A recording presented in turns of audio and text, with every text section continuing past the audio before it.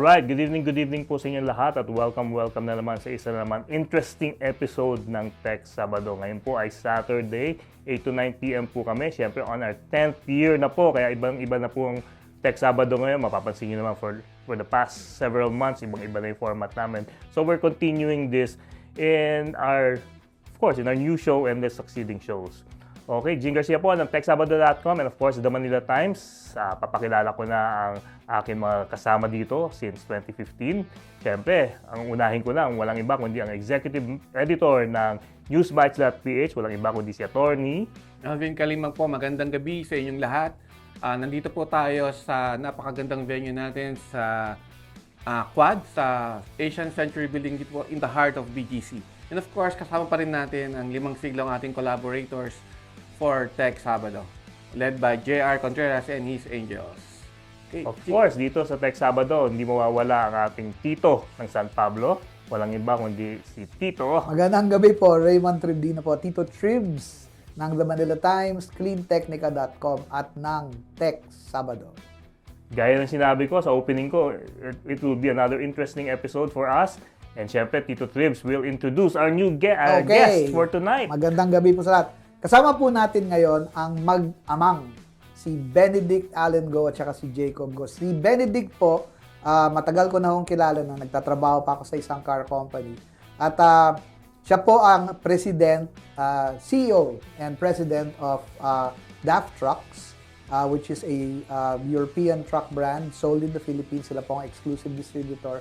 And recently, siya rin po ang nag-distribute ng Karry commercial vehicles. Karry is one of 12 cherry brands of China and focusing on electric commercial vehicles. Kasama po niya din dito ang kanyang anak na si Jacob.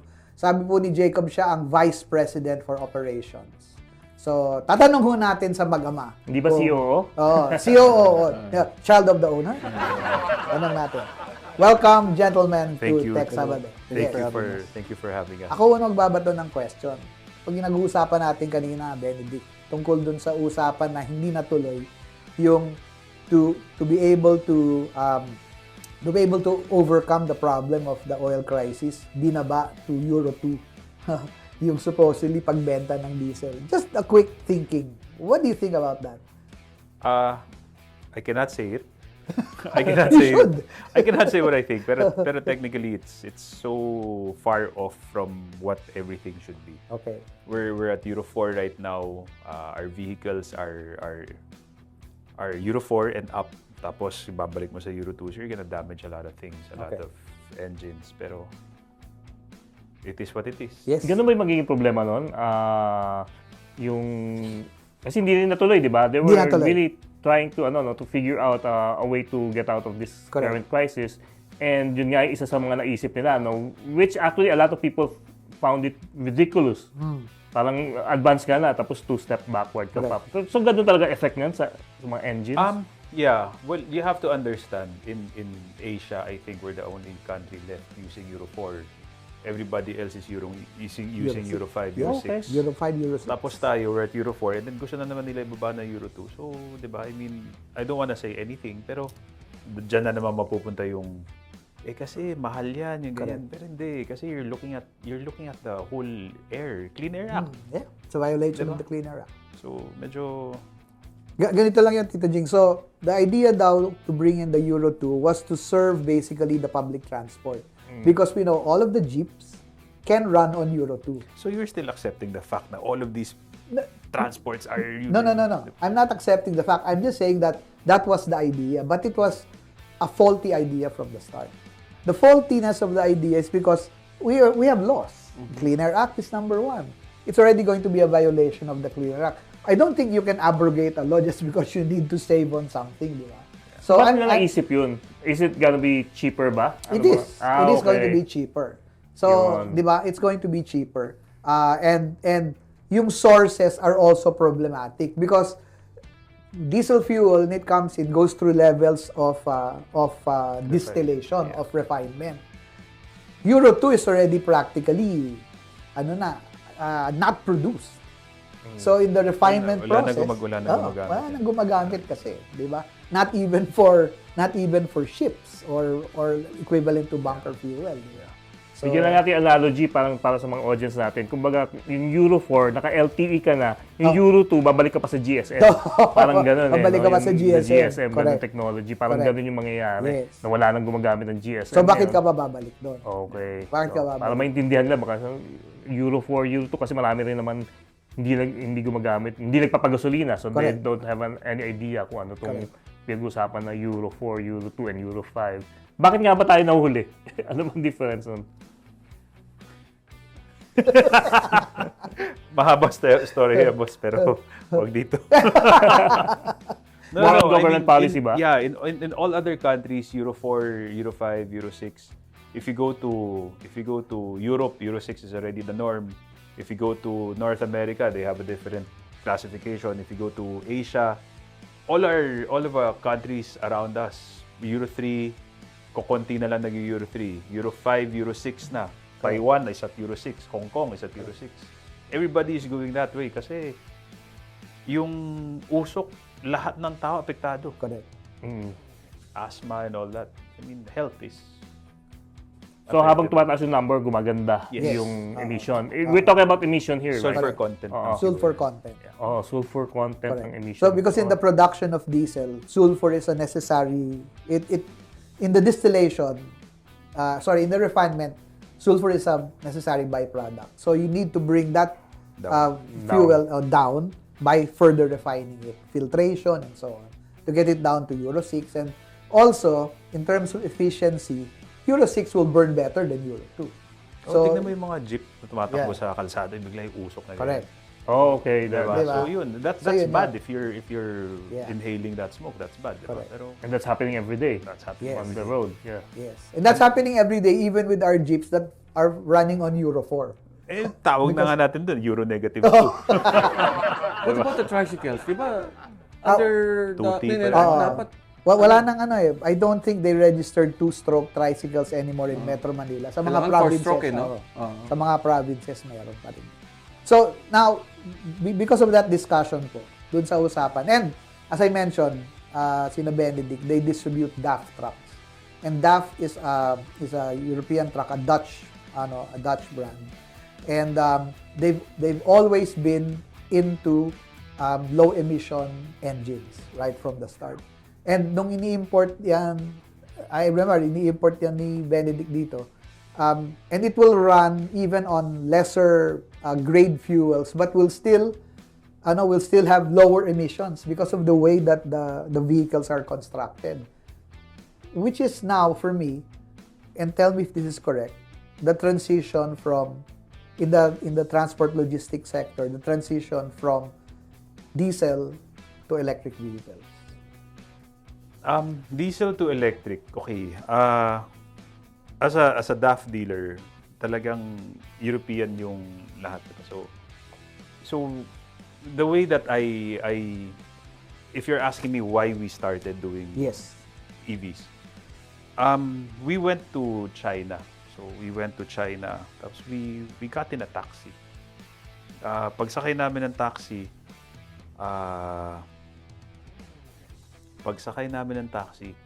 sumakay kami mga 20-30 minutes sa taxi. Tapos binayaran ko 200 pesos. Pera natin. So sabi ko, parang, you cannot do that in the Philippines. Dito, sumakay ka na isang kotse, Grab, whatever. 500, 600 pesos automatically for that long a ride. So that can only happen if you're running electric. Okay. So your cost to use it will come down. Your cost to operate, everything, your maintenance cost will go down if you're using electric. You can't do that in a diesel, in an ICE vehicle. Especially now. Especially now. So we started importing the EVs with the hope na ma-convert yung tao na gumamit ng EV. So dati nagpa-present kami sa mga customer, 5-year plan. Now, that's part of our 5-year plan. Yeah. Ngayon, yung 5-year plan nila, naging 5-day plan na eh. Meron ka ba stock? Parang ganyan, yeah. So yung 5-day plan na yun, ibig sabihin nagre-respond sila dahil sa oil price. What if there was no oil price increase? Will it still There be was a no 5-day? prices at all. Okay. How would you sell these products? We did the computation, no? We did the computation before at 60 pesos per liter. It's still cheaper to operate an EV, even if the diesel was at 60 pesos. Okay. So it will still make sense, especially now when the diesel is at 80 pesos, 100 pesos. It still makes more financial sense to operate on EV. Okay. And then, if you do EV, ang suggestion namin sa mga kliyente is mag-solar ka rin. Okay. Para Okay. ma-fully utilize. Okay. Plug in ito sa yung sabihin kaya sa office or sa house, plug in EV. For trucks. Yes. Trucks. Kakambyo lang ako ng konti, man. Because I was in the Manila International Auto Show and I interviewed Jacob there. And I want to ask Jacob, as of your generation, this is a generational question. Will you forget ICE vehicles and like say in the next like 15 years, do you foresee that it's going to be all EV? Generally speaking, yes, I believe that's the direction that you're headed at. Okay. But if you were to ask me, since I'm also an avid car enthusiast, I still enjoy the high-pitch exhaust note of an engine. I like driving manual transmission. So my belief, or if you ask my point on that, ICE vehicles will exist only for a niche market. purpose. Yes, because with the infrastructure growing also in the Philippines for charging stations, it doesn't really, there's no actual benefit if you ask me for going with a diesel or gas engine. Oh, okay. Yes, then ayun, with electric vehicles kasi, what I tell my friends is if they don't like cars, they just need something to get from, let's say, point A to B. I just tell them go with an electric or go with a hybrid because that's really where the convenience is going. If you're looking at it from a utilitarian standpoint and your cost per kilometer is lower, you have more peace of mind because you don't have that much consumables or moving parts like an engine does. It's just what makes sense. Yeah, especially for the next generation. Like you said, that it will be a niche market. Para sa mga car enthusiasts na lang to. Yung mga collectors, yung mahilig mag-upgrade, mag-modify. Yun, doon nila maiiwan yung it will be old technology like yung mga ngayon, di ba? Nauso yung mga retro tech. Pero it will be expensive for them to maintain such a device or such a car. Di ba? Sa future, pagdating sa, especially looking for parts and looking for gasoline. Gasoline station. Di ba? Yun ang magiging Parang baliktad na. Oo. Pero yun na nga nakikita ko kung ganun din pala mangyayari sa ICE, eventually, gas will be, yung magiging low supply, ang gas, tataas talaga siya. Di ba? Will be more expensive. It will be more expensive for this small market. Correct. Kasi everyone's using EV na. Nung mga siguro 10, 15 years pa nga. Ganun na mangyayari. Yun ang na-envision ko. But that's a very interesting point, Jacob. Yung raise mo yung ICE will be like, you said it will be left behind. I think this is really the path. Pero from your generation kasi, is that there's this additional thing about environmental consciousness, which came in late in our generation. Diba? Came in very late. So, is that like a priority you think in the mind of your generation for? Yeah, well, definitely because there's actually a lot of renewable energy that's being discovered also. Correct. The innovation towards that is really full force right now. Okay.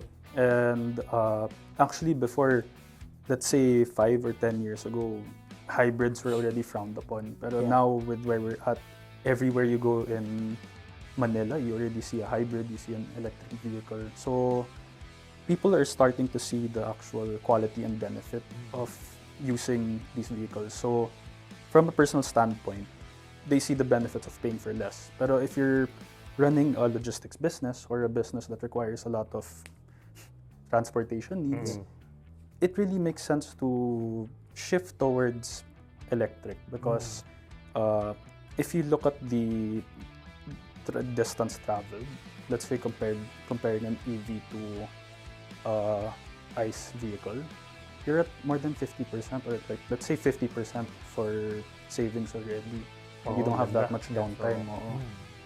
On distance travel. So now let's use that as a segue to jump into the commercial vehicles that you carry now, the Karry electric vehicles.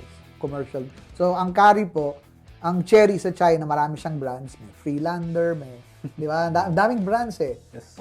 When I used to work for Cherry, disclaimer, I used to work for Cherry, and there were only 4 brands there. It was Cherry, Riley, Rish, and Karry. Nandun na yung Karry. Now there are 12. They have... May Karry na dati. Oh, meron ng Karry.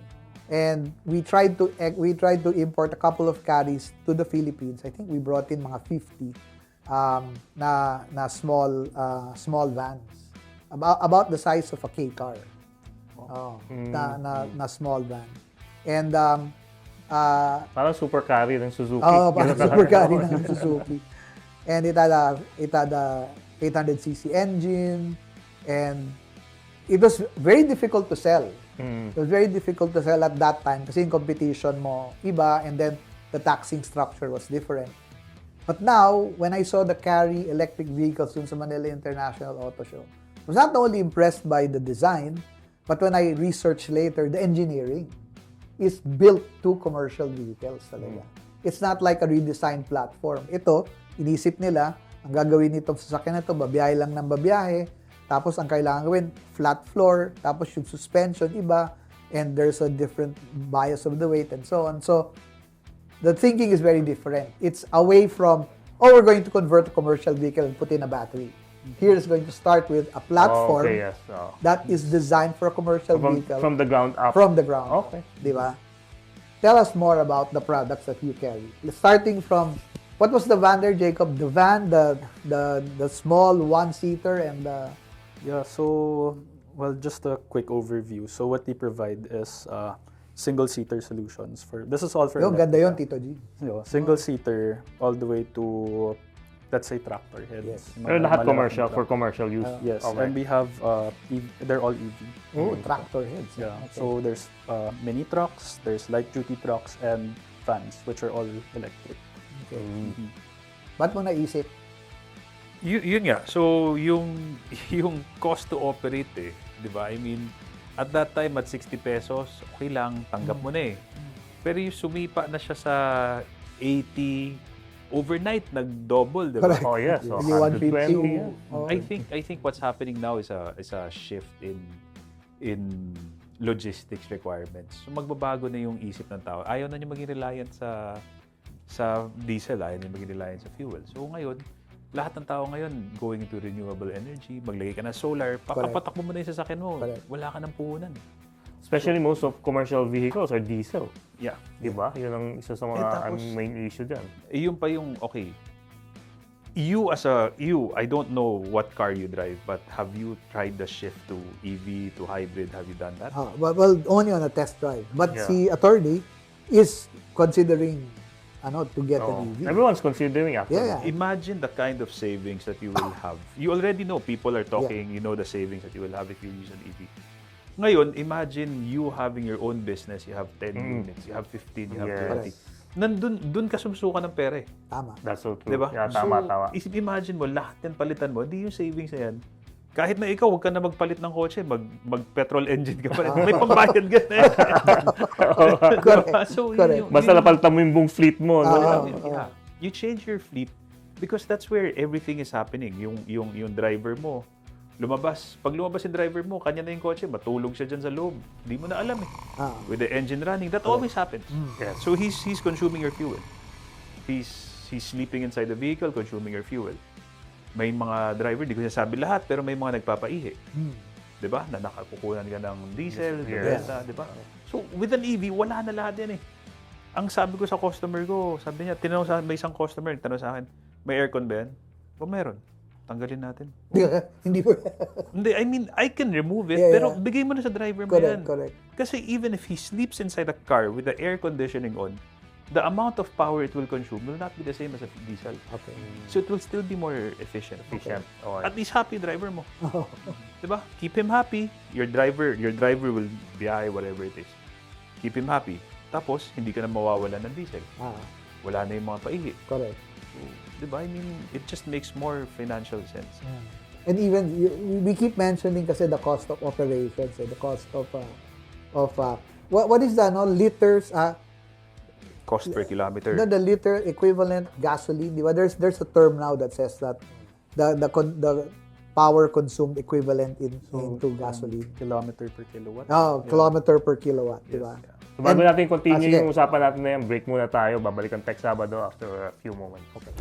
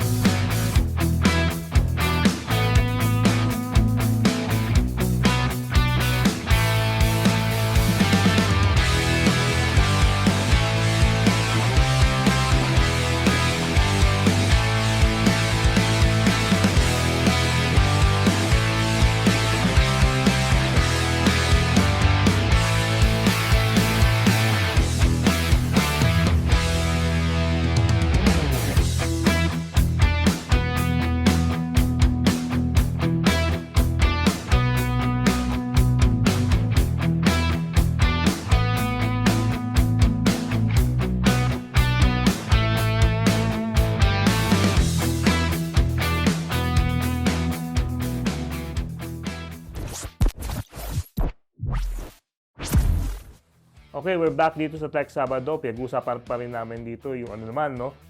EVs, pero in the commercial market. Tingnan natin kung paano ito makaka-apekto, especially mga SME dyan, mga small and medium enterprises na kailangan nila ng delivery vehicle na hindi na diesel. Kasi alam naman natin, karamihan dyan diesel. Pero ito, pinag-usapan natin ngayong gabi. Ito lang ako dito, Tribs. Sige, go. In terms of performance, Benedict, how powerful or less powerful are EVs compared to traditional traditional? Across the line, ha? Actually, kasi yun yung mga usually- tanong para tayo mga tao, kaya ba? Kasi di ba panghakot? Oo, Yeah. yes.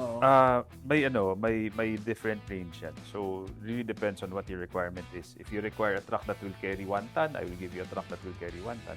Mm. If you require a truck that can carry 20 tons, pwede kita bigyan ng truck Na electric. full electric. So, ganun din. Parang din sa ICE, di ba? Ganun din sila ganun mag-provide. din. Ganun din. Ang difference lang dyan is kailangan mo lang intindihin yung range. Gaano kalayo ba? Ito yung sinasabi ko kanina sa mga tao. For when you talk about electric vehicles, ang unang tanong dyan is range. Yes. Range Okay. anxiety. Range anxiety, Range di ba? anxiety. Pero kapag ikaw negosyo ka, delivery ka, alam mo na kung saan ka umiikot eh. Correct. Bakit tama. ka magkakaroon na range anxiety? You already It's already- know. okay, You already know true. where you're going. Alam mo na Yeah, dito. very Siguro, clever. sir, ang ibig nilang sabihin, yung anxiety, kunyari, magde-deliver siya sa malayong lugar. Eh di ibang unit gamitin mo. Hindi Diba? electric. I mean, you already know where your route is going. If I give you a truck that's 200 kilometers, that's already good enough for Metro Manila. Oo. But if I wanted to deliver to Ilocos, Do you use a different unit? okay. So- But if I insist on having an electric, You have to charge, you have to find so you out have to their route charging. your Yeah. charging. Okay. Pero yung sinasabi ko na, hindi naman parang kotse. Kotse, gusto ko today, pumunta ako Baguio. Bukas pupunta ako ng ganyan. Pwede mo gawin kasi may you don't know where you're going. It's gonna be your personal car. Okay. But if you will be using it for business, you already know where you're going. yes. Nakarota The na routes, yan. Imposibleng hindi mo alam saan pupunta yung delivery mo. Unless nga sinasabi mo, yung driver, may sideline, di ba? Yun lang. So, di ba? Pero otherwise, EV is... Most of the time naman. Alam mo na yan. Tama. Managed mo na yan. So, yung range anxiety mo, hindi siya applicable sa... Okay. Hindi ka naman taxi. Correct. Sasakay ka pa sa hero, bigyan. Hindi ganyan. Okay, because it's already planned. So, in the lineup, sakyan ko lang sinabi mo attorney. Doon sa lineup niyo, you said you have big trucks and all the way to last mile delivery vehicles. And then, depending on what the consumer requirements are, you will recommend something to be used and so on and so forth. Ito yung question ko ngayon dyan. If, for example, I am not a logistics operator, for example, I am a food truck, or I am an ambulance. Di ba? Paano mo approach yung recommendation na yun with the current lineup you have? food truck, for example, which of your vehicles will you recommend? Mini X. Yeah, the Mini X is actually the single-seater Okay. solution. So what's actually nice about the Mini X is it was designed in mind to have different purposes besides parcel delivery. Okay. So when we went to our suppliers in China, they did a display of the different configurations that the single-seater can do. Modular siya, na-configure siya into different, likod. Yes, vehicles. boss. So Okay. basically, it's like a parang literal mini truck, mini K truck. So depending on your requirement, we can help configure also depending on what you need. So yung isang sample nakita namin is it's a mobile coffee na shop and it was a wing van configuration. So there was the machine on one side, then there was a barista just helping serve the coffee. Okay. So very interesting yung application Correct. for all of the vehicles that we can carry. So if you have that, your power will come from the vehicle itself? Yes, the source itself. Okay. So Galing, di ba? Interesting. what's actually what people need to take into consideration also is the equipment that will be used. So we can help build the platform, but at the end of the day, it's still up to the user na, okay, I want to have a full-on food truck that does Mexican tacos. Okay. So they need to, we need to know what equipment they need first. Kung ano ilalagay nila doon, Oo. gagamitin nila. Okay. Then from there, is there an electric alternative to the equipment besides mga gasoline or LPG na equipment? Then from there, we can just configure it and figure that out. Yung just to add na, sorry, yung Mini X, lahat may mga kumukuha sa amin, ginagawa niyang delivery ng tubig. Okay. May kumukuha sa amin pang last mile, gusto niya mag-deliver sa mga sari-sari store. Okay. Pwede, so maliit eh. So it can carry up to 400 kilos. Oh, 400 kilos. Yeah. Tapos meron akong kausap the other day, baka gawin naming mobile bar. Mobile bar. But what's the Okay. base price of the Mini X? So Sa starting price niya? it starts around 400. Oh, not bad. Imagine, no? 400. 400, you have a single seater, you have air conditioning, and you have this. And ang range niya? You're looking at around 100 kilometers. Oh, okay. Oh, around metro, pwede na. Yeah. I think that's the natural evolution, Jing. Kasi kung pupunta ka ng Santa Cruz, ng Divisoria, mas marami na Yung mga e-bike trike, na e-trikes or e-trikes. na may Yung lalagyan sa na likod. bed sa parang pick-up pero maliit lang. Pero mga nga lang yung e-bike lang. Pero if I think the next step is yung adoption of the truck na EV. Gagamitin How's for the current adoption rate among The target market. the local target market? Well, for me, we talk to mostly logistics na companies. So I talked to one of the customers. I visited him recently. And he does a refrigerated truck. So usually with refrigerated trucks, the moment you start the vehicle, it's always on. Because with frozen goods, the moment you turn it off, masisira yung load. And if nasira yung food or yung frozen food, basically your money is burnt. Correct. Tapon na yan. So I talked to him the other day and he said na it's only been a month since he started using his electric trucks. Pero a lot has been streamlined since he shifted the purpose of his diesel to electric na purely Manila lang. So let's say his daily range is around only 50 kilometers. So what's beneficial about using EV for his application is it's only a four-wheeler. So basically, you can use the truck na Monday to Sunday, no coding. no and you don't coding. have truck ban. Yeah. Since it's a four-wheeler. Correct. And ayun, being a refrigerated van application, there are times where the vehicle will have to idle a lot. Yes. And with idling, let's say it takes around 1 hour, 1 to 2 hours for the truck to wait for the offloading or whatever they have to do.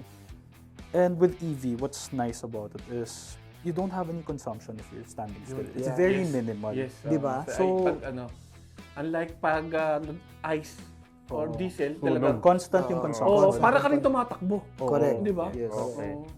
Unlike pag EV, talagang halos walang consumption no? Yes, opo. Kaya, ang bilang namin before before sa DAF, no?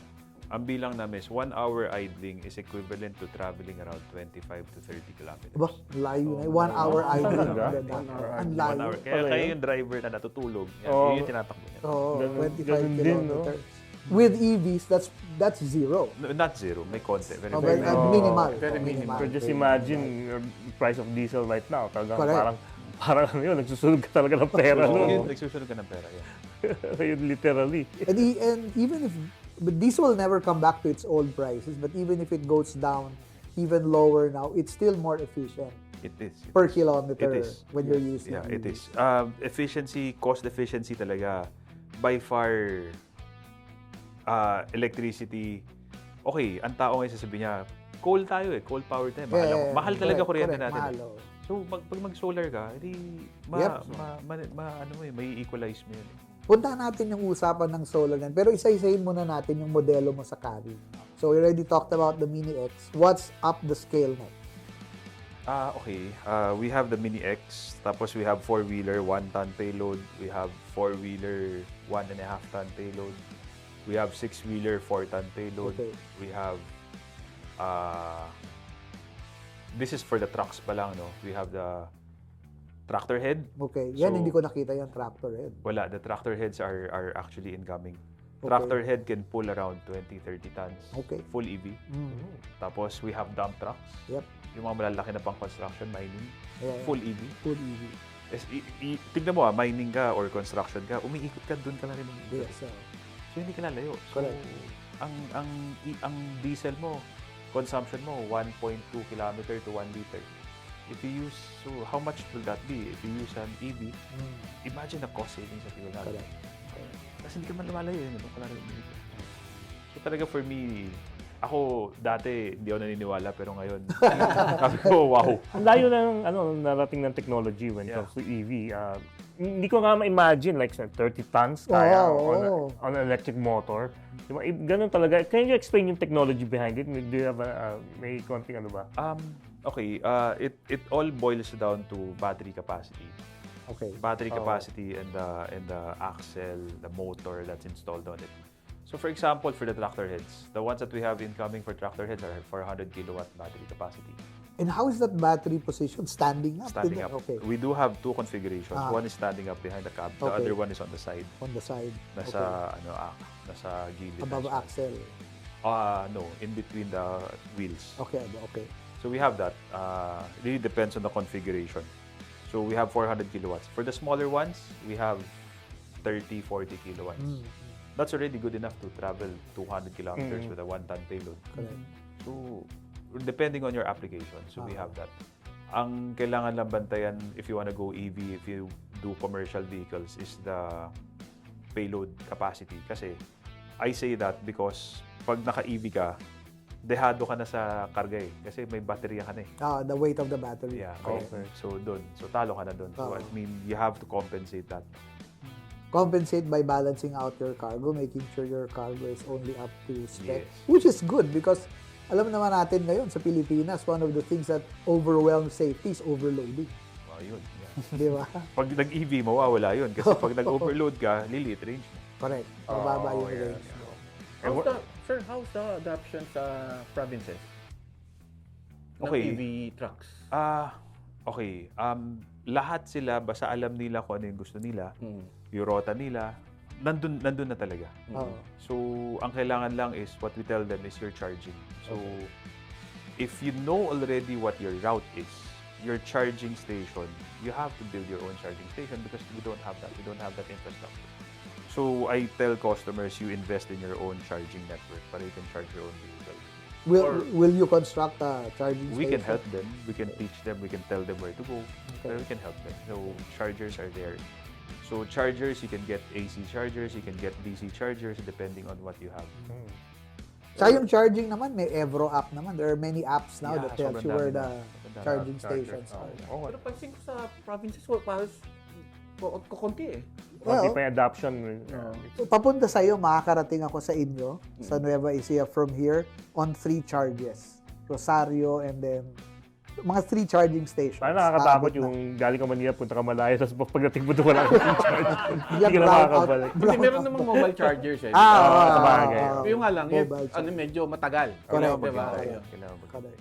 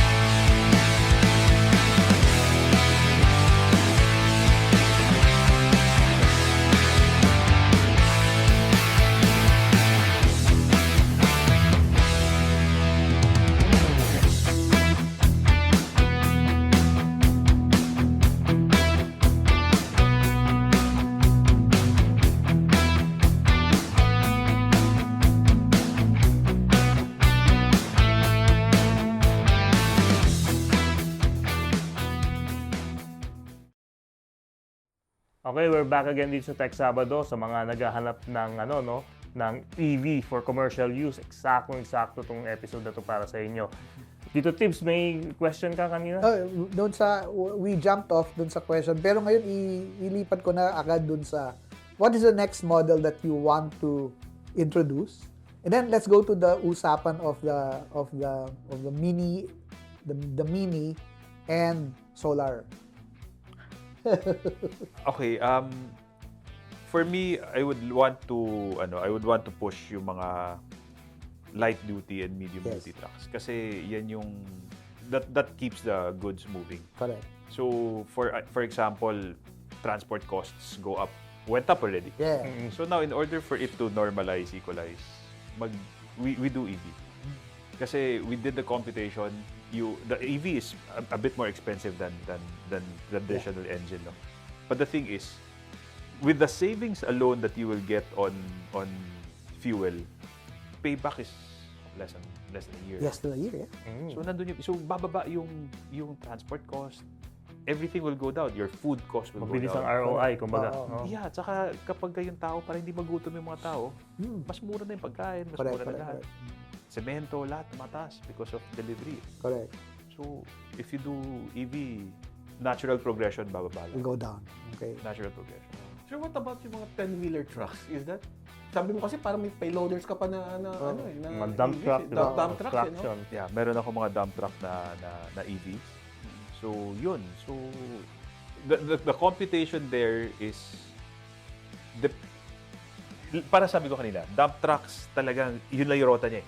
Sa loob So, ng hindi mina. talaga lalayo yan eh. So, ibig sabihin, pag ginamit mo ng EV yan, nasa minahan ka, so marami kang lugar. So, maglagay ka ng solar panel. Correct. Kaya solar panel, ang laki ng tipid. In the middle of nowhere ka pag mining eh, di ba? Puro araw. Off-grid ka eh. Off-grid. Pwede ka mag-off-grid. Tapos you charge it. Yep.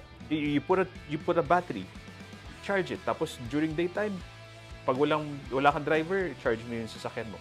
Pagka gabi, pag may storage battery ka, edi charge mo sa gabi yung unit mo. So it just makes a lot of financial sense. Yung capex mo lang medyo mabigat. Pero after that, based on the OPEX savings that you will get, you can make it all back. Doon sa mga trailer trucks, sir, di pa mabibigat yung mga load nila? Will that affect yung efficiency ng Or mga the battery EVs? life. Okay, so you have to the heavier that you are, the lesser range you will get. Correct. So, ang design ng truck, for example, a GVW mo is around 49 tons. So, if you stay within that range, your range will be around 250 to 300 kilometers. If you will be delivering your goods within Manila Port to within Metro Manila, Kaya. malaki pa rin savings mo. What about buses? I know this is commercial vehicles na but what about Buses. passenger buses? Meron din. So, Meron din. meron din. So, EV, electric buses are also there. Electric shuttles are also there. So, we also have it. So, Okay. So, that's a nice thing about Cherry Commercial. No? So, Cherry Commercial vehicles, they have the whole range from the smallest to the biggest, from transport of goods to transport of people. Lahat meron. Meron sila. Okay, you will have that whole lineup. Eventually, yes. Eventually, yes. Eventually, yes. Kikwento lang ako tungkol bringing up mo yung bus kasi. So, meron po akong kapirasong vlog yung usapang bus. And I was, once on the bus, nag-fuel siya. One full tank for that bus suddenly became 18,000 pesos because of the fuel rate increase. And then, so I was talking to the conductor and siyempre, ganyan sila eh. They 18,000 pesos. No kidding. 18,000. Wow. So I was talking to him and he said, dati ko kalahati yan, sabi sa akin. And now, because it's per person sitting on the bus and standing is what they get as income. Then you have to cut down, you have to take it out when you pay for fuel. So I went to Victory Liner and I talked to them because they have a hybrid bus and they have an electric bus. And they were laughing at me, 18,000. So kami nagpa-charge lang yan. It only cost them 4,000 pesos in terms of electricity. One full charge, 4,000 pesos in terms of electricity to run the electric bus back and forth. The hybrid bus cost them parang 9,000. Still half of that 18,000. Totoo yun. Naku, baka bilang magtakbuhan yung mga sa atin sa dealership. Yung bilang namin for just for comparison. Kwento ko lang. Ang total cost mo for fuel for a small diesel truck is around 900,000 a year. 900,000. 900,000 a year. If you put everything into numbers, if you do EV, same distance, same everything, 300,000. Oo. 600 pa agad, oo. Meron akong customer, yung sinasabi niya, may customer kami. Nag-compare siya, EV tsaka ICE, same route, same everything. 15,000 as against 45,000. Hanggang one-third din. That alone? 1/3 lang talaga yung cost no? Kahit yung gas 80,000 to 4. One-third lang talaga. Ang laki. It's more than half. Yeah. Ang Kailangan natin yung mindset na talaga natin. Kasi sanay talaga tayo sanay tayo sa diesel. Mindset and Pero nandiyan na infrastructure. Yun ang kulang, infrastructure. So, dapat yung gobyerno nakikinig po. Tama. Infrastructure po. Infrastructure ang kailangan. Pag-uusapan natin yan sa 14th Philippine Electric Vehicle Show. Pero EVindustry.ph, they're doing a very good Yes, job. I know.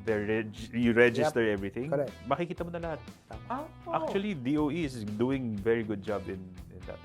Hindi ko sila kilala, pero Yes. ano lang. So, doon sa site na yan, we can go there to check kung saan pwede when you go outside of Metro Correct. Manila. Correct. Itong infrastructure, charging infrastructure, should it be a government initiative or the private sector initiative? What is your opinion? Yeah, opinion na lang. Kasi sa US, Nandito na naman kunyari, tayo. si Tesla is the one, Yes. Oh, the supercharging. Spreading the- Kaya naging standard din yung plug niya, di ba? Oo. Na lahat, everybody should have the same plug para siya yung So, sa atin kaya, para talaga magkaroon na ng tipping point. Personally, I think for passenger vehicles, the government has to do it. But for commercial, I think the company has to do it. Okay. Why? Sige. Because if you're using commercial vehicles, ang laki ng power consumption mo. Ang tagal mo. Pag gumamit ka ng local ng available in the market for passenger, it will take you forever. Correct. So what do you have in the market? 20 kilowatt, 40 kilowatt. Correct. If you charge a 400 kilowatt battery, how long will it take you to charge it? Correct. Diba? Kawawa yung iba. Yeah. So if you will be doing commercial for your own fleet, You mean for fleet and trucks like this? I think Meron ka sa compound, kumbaga, may sarili kang charging. What about the current model na yung mga gas stations providing charging services? For Is that passengers? also viable? oh yeah, a lot of people are already doing it. I think they're doing the superchargers now at 120 kilowatt. Yung 120 kilowatt para sa kotse, 30 minutes, 40 minutes. Correct. Buo. That's Pag ginawa mo sa truck yun, 3 oras pa rin. So, you have to do it. You have Okay. to do it. For Okay. trucks. Iba yung Yeah, ano, I iba yung understand. requirements ng mga yeah. trucks. Oh. Iba yung Are requirements. there Kailangan are there private. private charging stations that are involved with commercial vehicles now? Meron na ba kayong mga movements within that industry na? Yeah. Okay. Meron na. For example, in order for us to charge all of the vehicles that we already have 40 kilowatt. For the small ones, we have an 80 kilowatt. We have a 120 kilowatt. Lahat yun nasa warehouse na, Okay. nasa office na. In Laguna. Yeah, so we have that already. So I think kailangan talaga ganyan. So the next step is to do, may order ako na isang 360 kilowatt. Tapos sabi ko, patay, paano ko ipapower yun? Okay. Sabi ko, yari. So pinalitan ko na 120. Diba? So nandun yung... So ikaw yung nag-adjust para. Yeah. But that is how business naman will happen, Yeah. right? Eventually, I think, but not now. Okay. Di ba dito sa atin, nakakita na 120, uy, supercharger na yan. So, But it's not eh. Yeah. Di ba? It's not. For trucks, no? Hindi.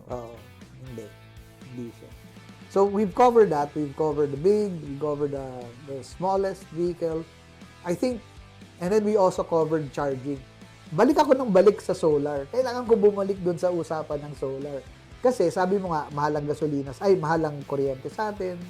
And it sort of breaks this whole environmental thing if 80% of your electricity comes from coal. Because in other countries, even if it's fossil fuel, it's cleaner fuels like LNG, di ba? And then we have this great renewable energy push, but it's still 12%. 12 to 15% lang of the market. Solar. What can you do? What can you do for solar? Kailangan kayo rin magbenta. No, Magbenta ka rin Ang dapat. dami na nagbebenta ng solar. Okay. Sobrang dami nagbebenta ng solar. We always tell people, if you wanna use EV, kailangan solar. Okay. Kasi pag hindi mo ma-maximize eh. Okay. Sayang lang yung... So you will advise them to, when you somebody have to buys do solar. Okay. You have to do solar. Pero a lot of the companies that we deal with, for example, yung bibili ng mga commercial vehicles, marami sa kanila naka-solar na yung factories nila. Okay. So ang gagawin nila, magtatayo na sila ng charging. Charging station. And dami nilang tapon ng kuryente. Correct. If you go over a certain kilowatt, hindi ka na pwede mag-net metering. Hindi ka na pwede mag-net metering, Hindi ka tapo na lang. Tapo Hindi na ka na lahat babayaran. yun. Di charge mo na lang. So bumili ka na lang ng battery. Charge. ng battery energy storage system, BESS. Yeah. Okay. Sir, looking forward to the future, sa tingin nyo, kailan magiging electrified yung commercial vehicle sector? 5, 10 years from now? It really depends on outside forces. Yes. Outside market. So, like I said kanina, when we presented to customers before, EVs are part of our 5-year plan. Okay. Pero once they feel once they feel how expensive it is to run their trucks, nandyan na yung push eh. Hindi na sa gobyerno galing eh. Magagaling na sa operationals na yan eh. Correct. Diba? So, for example, if you don't want to price yourself out of the ball game, you look for ways to make it cheaper to transport goods. Dito sa atin, kailangan natin ng truck. Yeah. Sad to say, pero very important ang truck sa atin. Wala tayong rail system na That's so sa true, US, rail eh. Ang pang-cargo sa atin, truck eh. Correct.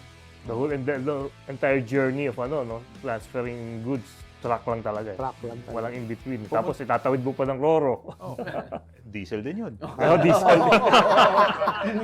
Yung sa bangko, Panibagong bayad pa yun. Ngayon lang, yung Roro, mahal na daw ang Roro ngayon. Wala Kasi- bang EV na Marami Na na. both? Pero dito sa Pilipinas, wala pa. Oo. Marami na. The most recent one is called the Baltic Whale.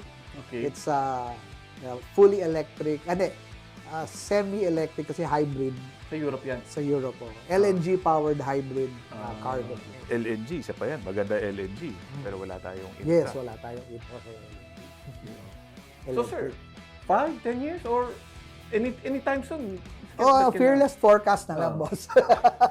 Fearless forecast. Okay, basta pag ang tao it depends on what fuel will be. But I'm hoping the next 2-3 years. 2 to 3 years. Dapat. Okay na. Dapat I mean, we have the Evida law. Yes. The Evida law says dapat 10% of your fleet has to be Correct. EV. Okay. Oo.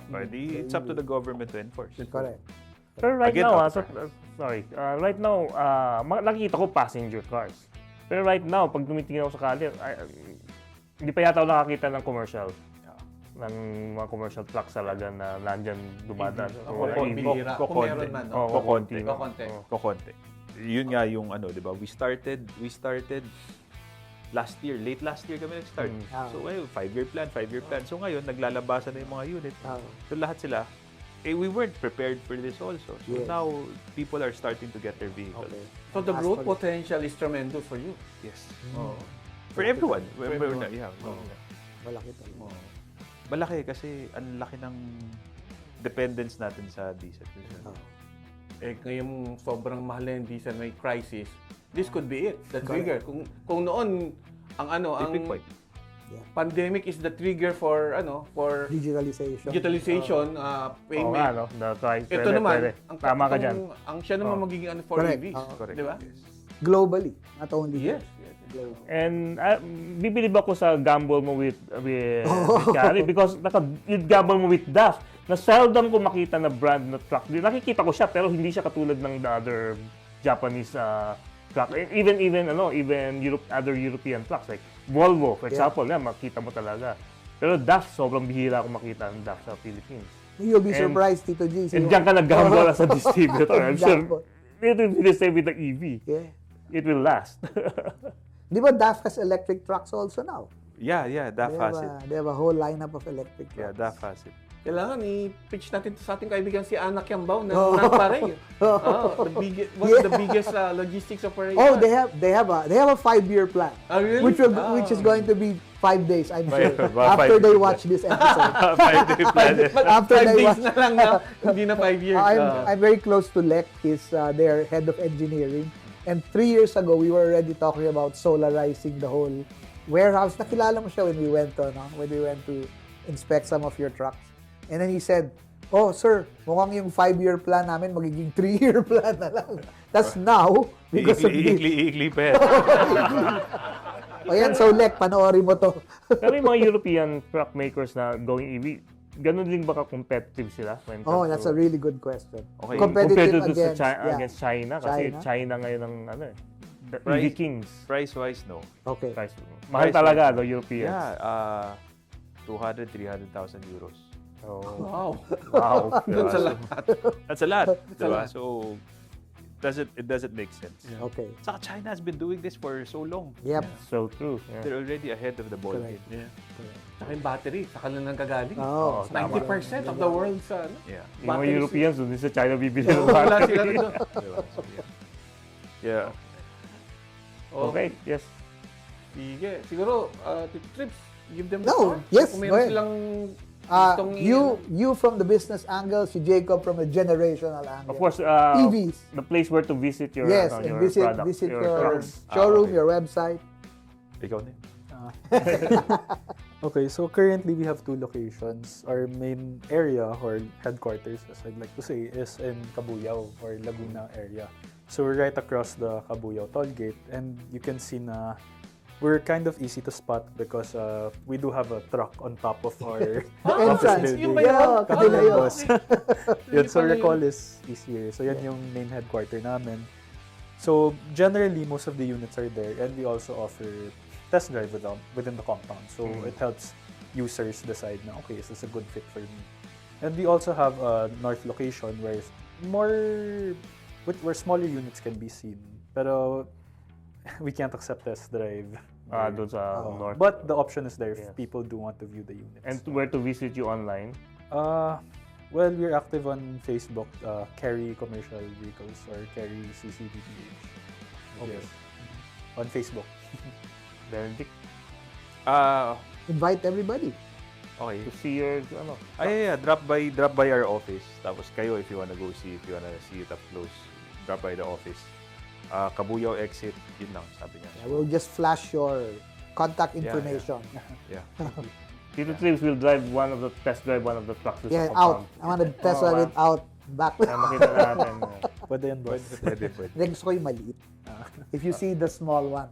talaga. Yes, if you see the small one. At how much is it again? 400? 400. Starts at 400. Starts at 400. Okay, so yung mga nakita natin ngayon na Oo. yung e-bike lang na may Na may- unsafe.